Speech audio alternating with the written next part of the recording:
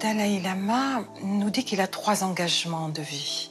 Le deuxième engagement de vie est un vrai engagement du Dalai Lama pour le dialogue interreligieux parce qu'il pense que ce dialogue contribue à l'œuvre de paix pour le monde.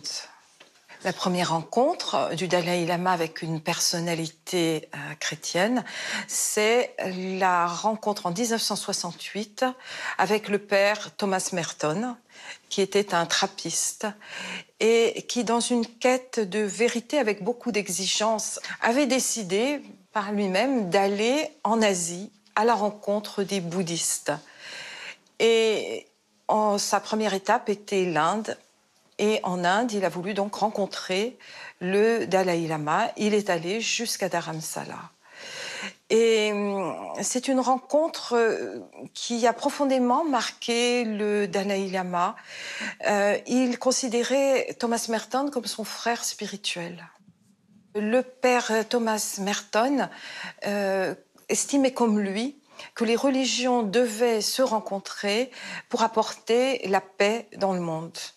Le dialogue avec les chrétiens s'est développé à partir des voyages en Occident du Dalai Lama. Le premier voyage, c'est 1973, et là, il va à la rencontre donc de l'archevêque de Canterbury, en Angleterre. Il rencontre également le pape Paul VI. Et c'est un véritable dialogue qui commence à s'établir. Et les moments marquants, c'est la rencontre aussi avec le père John Main, qui est un chrétien pour qui il était essentiel que les chrétiens adoptent une approche contemplative et qui a introduit la méditation dans les monastères. Et cette rencontre va évoluer et va permettre, après la mort du père John Main, une magnifique rencontre du Dalai Lama et du père Lawrence Freeman, qui vont se rencontrer d'une part en Angleterre, mais aussi en Inde. Le père Freeman fera le voyage à Sarnath, donc sur le lieu des premiers enseignements du Bouddha. Et il proposera au Dalai Lama un dialogue autour des évangiles. La rencontre du Dalai Lama et de Jean-Paul II, c'est un grand moment d'histoire du dialogue interreligieux. Ça remonte à octobre 1986. Et c'est la rencontre de 2 univers, de 2 mondes, de 2 foi. Et c'est aussi la rencontre de 2 hommes. Le Dalai Lama fait œuvre de paix avec le dialogue interreligieux. Donc il a effectivement rencontré non seulement des chrétiens, mais bien sûr aussi tous les autres cultes et notamment donc, les représentants des religions monothéistes.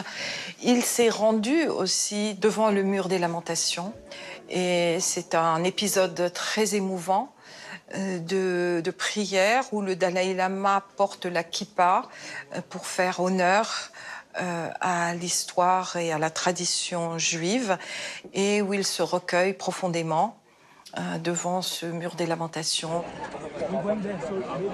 Il tient aussi, chaque fois qu'il enseigne à l'étranger, d'aller se recueillir dans les mosquées. J'en ai été personnellement témoin lorsque je traduisais pour lui à Lisbonne. Et là, ça a été aussi un moment très émouvant. Il avait peu de temps et il a voulu consacrer ce temps, dédier ce temps à la prière. Et donc, il tenait la main de l'imam. Il n'y a pas eu vraiment de discours, si ce n'est quelques mots d'accueil et de bienvenue pour lui. Et il a tout de suite demandé aux musulmans de l'introduire dans le lieu où il priait. Il a tenu à se rendre à Lourdes et il a dit qu'il irait à Lourdes en tant que pèlerin dans l'énergie du cœur pour prier la Vierge Marie. Il a tenu aussi à rencontrer ces grandes personnalités charismatiques comme l'abbé Pierre et aussi comme Mère Teresa en Inde. Ce sont toujours des rencontres d'expérience vraiment dans l'énergie du cœur. Pour faire œuvre de paix, le Dalai Lama cherche au fond dans les religions ce qui peut rassembler et unir les hommes, et qui va même jusqu'à dire que le dialogue interreligieux doit permettre de formuler une éthique laïque. Et quand il dit laïque, le Dalai Lama précise, laïque n'est pas contradictoire avec religieux et encore moins avec spirituel. Dans cette approche interreligieuse du Dalai Lama, c'est un appel à se recentrer donc, sur ces valeurs humaines qui expriment l'énergie du cœur, de la bienveillance, de l'amour universel, de la compassion. Et donc c'est au-delà, effectivement, de la religion.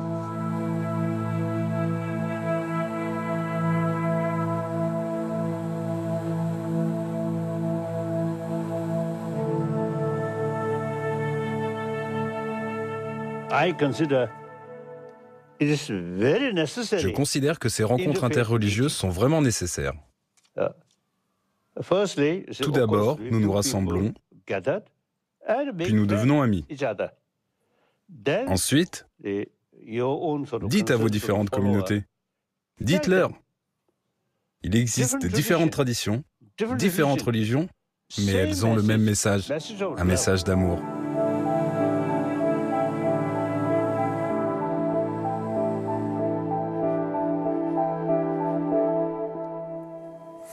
Éric Vincent, on est vraiment frappé par le fait de voir ce Dalai Lama qui part à la rencontre des autres religions sans peur, sans tabou, avec une liberté étonnante.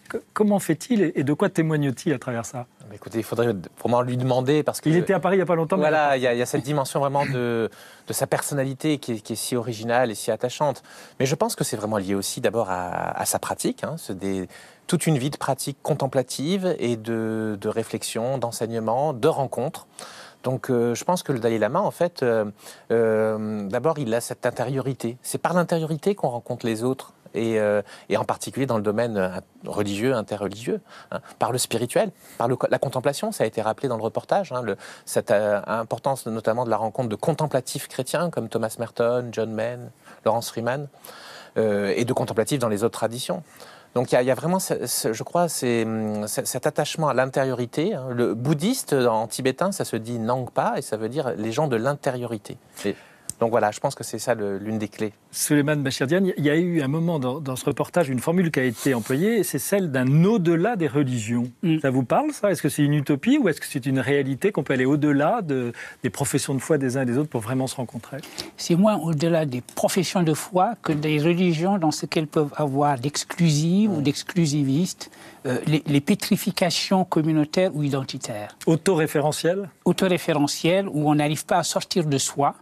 Et c'est donc de cela qu'il s'agit. Le message parlait justement de la capacité de se décentrer, de sa capacité de voir les choses depuis le point de vue de l'autre, qui est la condition du dialogue, et en ayant la conviction que l'on est en train de parler à un homme ou à une femme de foi. Mais vous croyez que nos téléspectateurs pensent que ce que vous décrivez, c'est ce qu'ils vivent aujourd'hui dans le monde contemporain?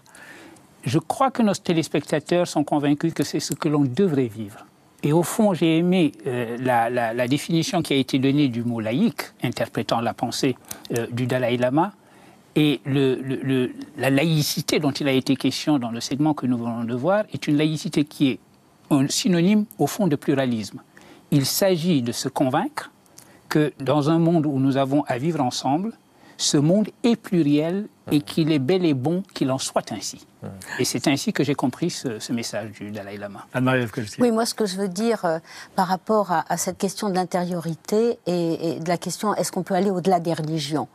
Bon, il se trouve que le projet Aladdin parle plutôt de rencontre des cultures et de la transmission du savoir que vraiment du religieux à proprement parler. Mais je me souviens d'une réunion où on avait beaucoup parlé des ponts à construire. Donc on est dans le dialogue des ponts à construire. Et je me souviens que le doyen de l'université de Jérusalem, d'Al-Quds, m'avait reprise en me disant, avant de pouvoir construire des ponts, il faut construire des tunnels à l'intérieur de soi. Être capable du doute, mais c'est un risque, parce qu'il faut du courage.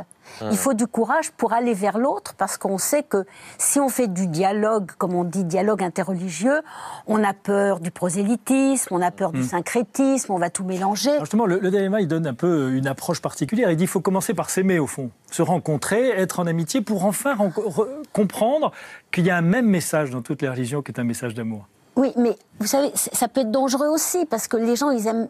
La tribu, ça sécurise. On est entre soi, on est rassuré par le collectif.